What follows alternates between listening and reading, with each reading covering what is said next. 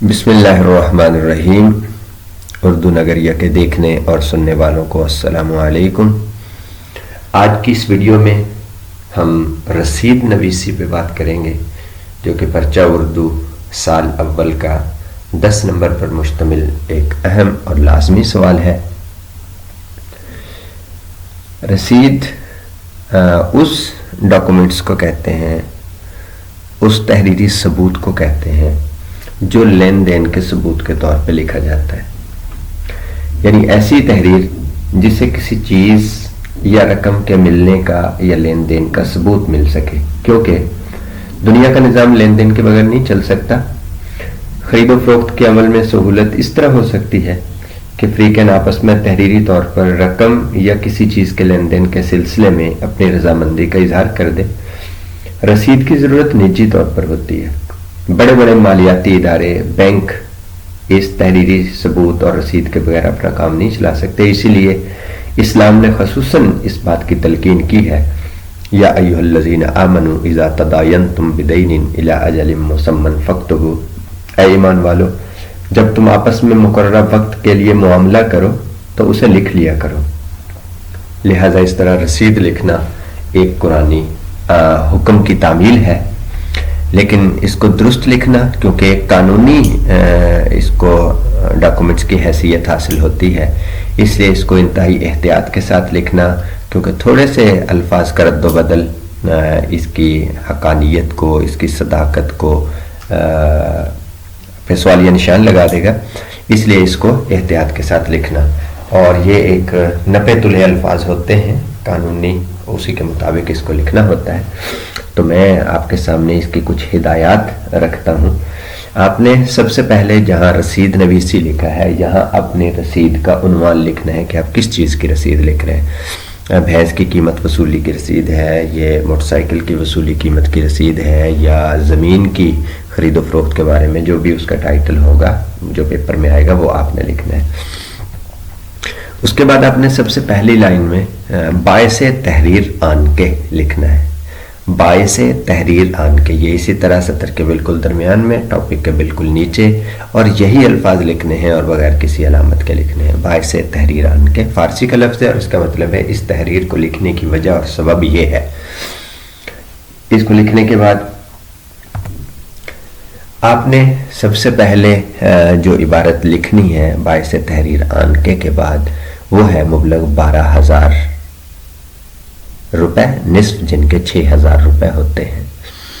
اب یہاں پہ آپ نے دیکھا کہ مبلغ رقم کے لیے استعمال ہوا ہے، تو اس کو لکھنے کے بعد آپ نے لفظوں میں بھی اپنی رقم لکھنی ہے 12,000، اور ہندسوں میں بھی اس کو لکھنا ہے 12,000، اور اس کے بعد اس کا نصف بھی لکھنا ہوتا ہے، ہندسوں میں بھی اور اردو میں بھی۔ 12,000 روپے نصف جن کے 6,000 روپے ہوتے ہیں۔ اس کی وجہ یہ ہے کہ لین دین کا معاملہ ہے، اور پیسے کے معاملے میں بدگمانی آ ہی جاتی ہے، تو ہو سکتا ہے کوئی اگر آپ کے کیے ہوئے معاہدے سے ادھر ادھر ہونا چاہے، وہ 12,000 میں ایک صفر کا اضافہ کر لے تو وہ تو 1,20,000 ہو جائے گا، یا 2 صفر کا اضافہ کر دیتا ہے، تو اس میں وہ ترمیم اگر کرتا ہے تو اس کو ایک جگہ پہ نہیں، پھر دوسری جگہ پہ بھی کرنی پڑے گی۔ اگر ہندسوں میں وہ اضافہ کر سکتا ہے تو جو لفظوں میں لکھا ہوا ہے اس کو بھی وہ چینج کرے گا، اور اسی طرح آگے جو نصف لکھا ہوا ہے اس کے ہندسوں کو بھی چینج کرے گا اور اس کے لفظوں کو بھی چینج کرے گا۔ تو جب اتنی زیادہ اس کے اندر رد و بدل یا کٹنگ ہو جائے گی تو اس کی وہ مشکوک ہو جائے گی، اس کے اوپر سوال آ سکتا ہے، عدالت اس کو چیلنج کر سکتی ہے۔ صرف اس مقصد کے پیش نظر شروع ہی اس کو اس سے کیا جاتا ہے۔ مبلغ 12,000 روپے، نصف جن کے 6,000 روپے ہوتے ہیں، اور بات ذہن میں رہے کہ یہ ہمیشہ رقم وصول کرنے والا تحریر لکھتا ہے، چیز لینے والا نہیں بلکہ پیسے وصول کرنے والا، اور یہ تحریر پیسے وصول کرنے والا لکھ رہا ہے۔ تو مبلغ 12,000 روپے، نصف جن کے 6,000 روپے ہوتے ہیں۔ اس کے ساتھ ہی یہاں صرف میں نے آپ کو الگ الگ سمجھانے کے لیے کہ اس میں کتنے جملے ہونے چاہیے، اس لیے اس کو الگ الگ لکھ رہا ہوں، ورنہ یہ ایک ہی پیراگراف کی صورت میں لکھا جائے گا۔ لائن سے شروع کریں گے ایک ٹیب کے فاصلے سے۔ مبلغ 12,000 روپے، نصف جن کے 6,000 روپے ہوتے ہیں، ہے کس چیز کے؟ بابت قیمت 1 عدد بائی سائیکل، ساختہ سہراب، رنگ سیاہ، سائز 22 इंच या 23 इंच। ये लिखना इसलिए ज़रूरी है कि जो चीज़ आपने खरीदी है या बेची है उसकी कम से कम 4 स्पेसिफिकेशन वो इसके अंदर आनी चाहिए। अगर आप साइकिल का लिखते हैं कि एक साइकिल खरीदी गई या बेची गई, तो हो सकता है कि उसका मुतबादल वो जिसको आपने बेची है वो कोई और साइकिल उठा के ले आए। तो आपने अपने साइकिल की निशानदही के लिए 4 चीज़ें उसकी कम से कम लिखनी है। जैसे आपने कंपनी लिख दी कि साख्ता कौन सा है, सोहराब का है, उसके बाद रंग उसका क्या है और साइज़ उसका कौन सा है। तो ये चीज़ की तफसील आपने 3 से 4 चीज़ें उसकी ज़रूर लिखनी होती हैं। इसी तरह अगर गाड़ी होगी तो उसका आप लिख देंगे, मॉडल नंबर लिख देंगे, इंजन नंबर लिख देंगे, उसकी कंपनी लिख देंगे और उसका रजिस्ट्रेशन नंबर आ जाएगा। इसी तरह अगर एक भैंस है तो आप उसका रंग लिख देंगे, उसके सींग मुड़े हुए हैं, माथे पे सफ़ेद निशान है और बमा एक अदद कट्टा है। तो उस तरह कोई भी चीज़ जिसके भी रसीद लिखी जा रही है उसकी कोई ना कोई आपने लिखनी है यहाँ पे। तो चीज़ के लिए आप एक अदद लिखते हैं। इसी तरह रुपयों के लिए मुबलग लिखते हैं। भैंस बैल वगैरह अगर है तो उसके लिए एक अदद रास भैंस। और अगर घोड़ा घोड़ी या हाथी के लिए जंजीर या लगाम का लफ्ज़ लगाते हैं। और जो छोटी चीज़ें हैं भेड़ बकरी उनके लिए शाख इस्तेमाल करते हैं। और ज़मीनी पैमानों के लिए पैसों के लिए आप मवाजी का लफ्ज़ लिखते हैं। तो एक अदद बाईसाइकिल, साख्ता सोहराब, रंग स्याह, साइज 32 इंच। अब तीसरे नंबर पे आपने उस शख्स का नाम लिखना है जिससे आपने पैसे वसूल किए हैं, जिससे पैसे वसूल किए हैं और किससे पैसे वसूल किए हैं उसकी भी कम से कम 4 खसूसियात आपने यहाँ पे लिखनी है। और आपके सामने लिखा हुआ है मोहम्मद अकरम वल मोहम्मद असलम, कौम जट, सकना चनियोट। सकना जहाँ वो रह रहा है उसके रिहाइश कहाँ पे है, तो आपने देखा नाम, बल्दियत, कौम और उसकी सकूनत, ये 4 चीज़ें इसके अंदर आ गई हैं। तो यहाँ पे मैं एक बार रिवाइज करता हूँ कि मबलग 12,000 रुपये टोटल रकम लिखनी है। निस्फ जिनके 6,000 रुपये होते हैं उसका निस्फ लिखना है, फिर चीज़ की तफसील लिखनी है और फिर उस शख्स की तफसील लिखनी है जिससे आपने पैसे वसूल किए हैं। उसके बाद एक जुमला लिखना है, वसूल पाकर रसीद लिख दी है ताकि सनद रहे। वसूल पाकर रसीद लिख दी है ताकि सनद रहे। और अगला जुमला है और वक्त ज़रूरत काम आए। ये जो 5 लाइनों में 5 जुमले अलग अलग आपके सामने लिखे हुए हैं, आपने ये एक पैराग्राफ की सूरत में लिखने हैं और कहीं पे भी फुल स्टॉप नहीं आएगा, कॉमा के साथ ये अलग होंगे। ये एक ही जुमले के अंदर रसीद मुकम्मल होगी। वक्त ज़रूरत काम आए के बाद फुल स्टॉप लगेगा।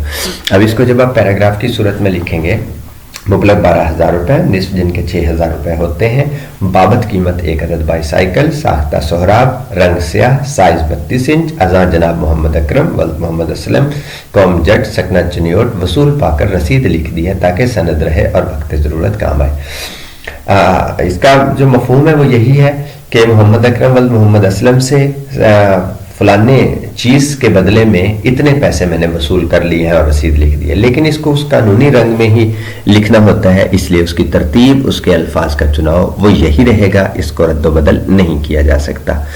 तो दोबारा से अर्ज किए देता हूँ कि इसको आपने पैराग्राफ की सूरत में लिखना है और ये रसीद यहाँ तक उसके तहरीर मुकम्मल हो जाएगी। उसके बाद आपने अल अब्द का लफ्ज़ लिख कर उस शख्स का नाम और पता जो जिसने ये रसीद लिखी है, जिसने पैसे वसूल किए हैं, वो रसीद लिख रहा है और रसीद लिखने वाले की जो तफसील है वो अल अब्द के नीचे आएगी। और वहाँ आपने क्या क्या लिखना है, सबसे पहले उसका नाम आएगा, उसके बाद बल्दियत आएगी, उसके बाद उसकी कौम लिखेंगे, उसके बाद सकना उसका पता लिखेंगे, उसका शनाख्ती कार्ड नंबर लिखेंगे और दस्तखत यहाँ पे आएंगे। अल अब्द के नीचे ये 4 से 5 चीज़ें लिखना बहुत ज़रूरी। आगे उसकी तफसील नाम लिखने की ज़रूरत नहीं है, मतलब मोहम्मद अकरम वल मोहम्मद असलम, कौम जट ये ना लिखें। मुमतहिन को इसी से अंदाज़ा हो जाएगा कि आपको इस बात का इदराक है कि यहाँ पे कौन कौन सी चीज़ें आती हैं। तो अल अब्द के नीचे नाम, बल्दियत, कौम, सकना, शनाख्ती कार्ड नंबर और दस्तखत। और उसके बाद इस अल अब्द के दाईं तरफ, क्योंकि किसी भी तहरीर के लिए कुरानी हुक्म है कि 2 गवाह होने चाहिए लेन देन के मामले के लिए, तो यहाँ 2 गवाह।